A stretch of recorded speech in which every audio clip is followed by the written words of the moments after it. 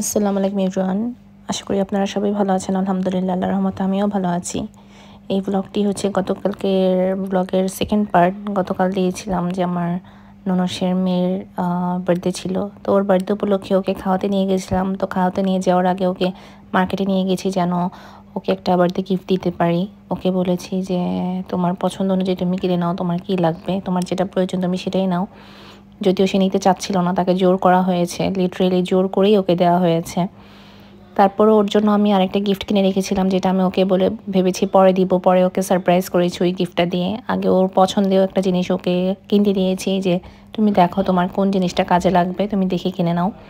তারপর সে অনেক বোঝানোর পরে সে যে রাজি হয়েছে, সে আসলে লজ্জা পায় কোনো কিছু নিতে।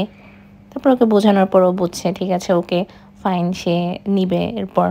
তো বড় বোনকে অফার করা হচ্ছে, ছোটো বোনও তাকিয়েছিল। তো ওকেও বলা হচ্ছে মামনি তোমারও যেটা ভালো লাগে তুমি দেখো, তুমি দেখে নাও কোনটা তোমার ভালো লাগবে। এই জন্য অনেক খুশি, সে বড় বোনের হাত ধরে যাচ্ছে মার্কেটের ভিতরে দেখার জন্য সেও কী কিনবে। তো যাক, সবাই মিলে গেলাম মার্কেটে দেখার জন্য যে দেখি কি কিনা যায়।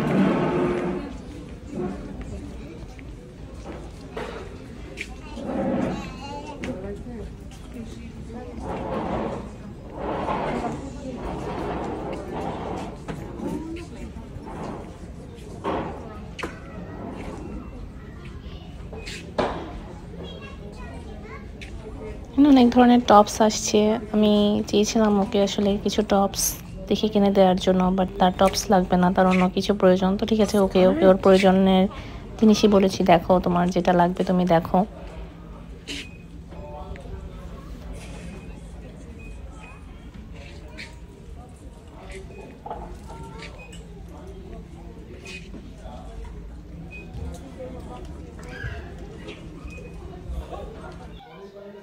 যা কেনাকাটা শেষ করে আমরা সবাই বের হয়ে গেলাম।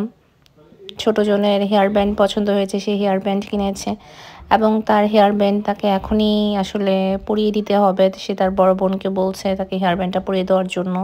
সে এখনই হেয়ার ব্যান্ড পরবে। সে অনেক স্টাইল বোঝে, বড়টা এত স্টাইল বোঝে না যতটা ছোটটা বোঝে।